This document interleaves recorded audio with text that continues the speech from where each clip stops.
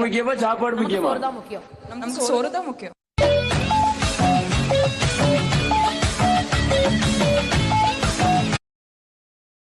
நமக்கு சோறு தான் முக்கியம். என்ன வேணா நடக்கட்டும், நான் சந்தோஷமா இருப்பேன்.